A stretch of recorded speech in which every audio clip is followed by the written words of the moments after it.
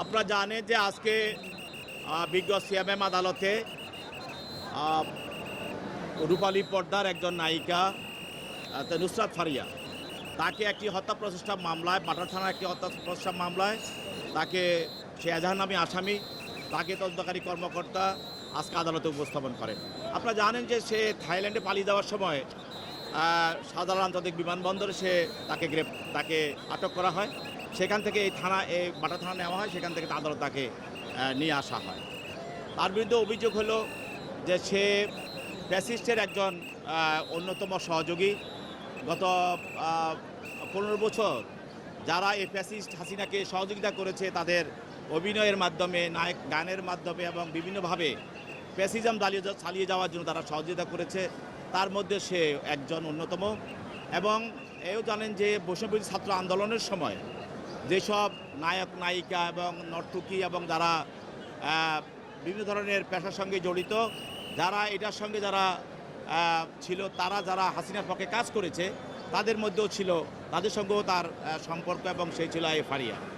তা আজকে আমরা বলেছি যে এই ফ্যাসিস্ট হাসিনাকে বিভিন্নভাবে সহযোগিতা করেছে মানুষ। কেউ তার বক্তব্য দ্বারা সহায়তা করেছে, কেউ তার গান দ্বারা সহযোগিতা করেছে, কেউ তার অভিনয় দ্বারা সহযোগিতা করেছে, কেউ তার ফুটবল খেলা দিয়ে সহযোগিতা করেছে, কেউ তার ক্রিকেট খেলা দিয়েও সহযোগিতা করেছে। এবং বিভিন্ন পেশায় যারা আছে তারা অনেকে বিভিন্নভাবে এই ফ্যাসিজম রক্ষা করার জন্য কাজ করেছে, যার ফলে বাংলাদেশের গুম, হত্যা এবং মানুষকে পুড়িয়ে মারা এবং মানুষকে তাদেরকে ক্রস ফায়ার করা, এই ধরনের আয়নাঘর সৃষ্টি করার জন্য হাসিনাকে তারা বিভিন্নভাবে সহায়তা করেছে। তো যেহেতু ফারিয়াকে তদন্তকারী কর্মকর্তা অন্যান্য আসামি যাদেরকে গ্রেপ্তার করা হয়েছে তাদের সঙ্গে তার তদন্তর বিষয় জিজ্ঞাসাবাদ করা হয় এবং যখন এজাহারটা করা হয় তখনও তাকে এই ঘটনার সঙ্গে সম্পৃক্ত পাওয়ার কারণে তাকে এজাহারভুক্ত করা হয়।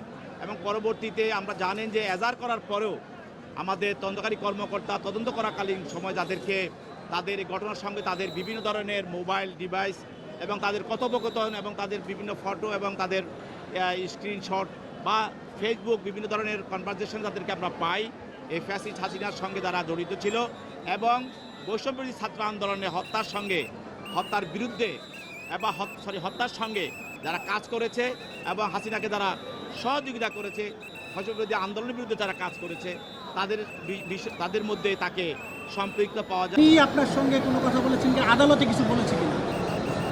ওনাকে আসলে আজকে কোনো কথা বলতে দেওয়া হয়নি, বাট সরকার পক্ষ বলেছে উনি পালিয়ে যেতে চেয়েছেন। আপনি যদি দেখেন জুলাই থেকে এই পর্যন্ত 3-4 বার উনি দেশের বাইরে ট্রিটমেন্টের জন্য, শুটিংয়ের জন্য যে আবার চলে এসেছেন, তার কিন্তু পালানোর কোনো ইন্টেনশন বা মোডাস অপারেন্ডি নেই। সেটা আমরা সরকার পক্ষকে বোঝানোর চেষ্টা করেছি, সহযোগিতা করেছি। আদালত ওই রিপোর্টের পর কানাডায় অবস্থান করছিলেন এবং আমরা সে সুবাদে তার পাসপোর্টের অ্যারাইভাল এবং ডিপার্চার সিল আদালতে প্রেরণ করেছি। তার পরিপ্রেক্ষিতে আদালত বলেছে যে সামনের 25 তারিখ পুলিশকে 22 তারিখ এটা পুলিশকে দিয়ে তদন্ত করে রিপোর্ট দিতে এবং জামিনের ফিরে শুনানি হবে। আজকে এই হচ্ছে আপডেট। আমরা আদালতে বলেছি যে উনি একটি বাংলাদেশের স্বনামধন্য নায়িকা, উনি দেশে এবং বিদেশে শি ইজ ফেমাস এবং তার সাথে কোনো রাজনৈতিক দলের কোনো সম্পৃক্ততা বা সদস্য উনি ছিলেন না এবং এই ঘটনার সাথে তার কোনো সম্পৃক্ততা নেই, উনি দেশেই ছিলেন না এবং কোনো তথ্য প্রমাণ বা কিছু পুলিশ করতে পারেনি। এই যে জুলাইয়ের যে আপরাইজিং ছিল তার আগে 9 একসাথে কম 9 জুলাই থেকে এবং সবচেয়ে গুরুত্বপূর্ণ কথা হচ্ছে যে আমার মক্কেল উনি দেশেই ছিলেন না এবং তার ফেসবুকে আপনি যদি দেখবেন সপক্ষে বেশ কিছু পোস্ট আছে এই বিপ্লবের সপক্ষে। তো সব কিছু মিলে আমরা আশা প্রার্থী যে সামনের হিয়ারিংয়ে কোর্ট আমাদের দিকে সহায় হবে। আমার নাম ব্যারিস্টার ফারহান মোহাম্মদ আরাফ, আমি আইনজীবী। আপনার মক্কেল নুসরাত ফারিয়া ঢাকায়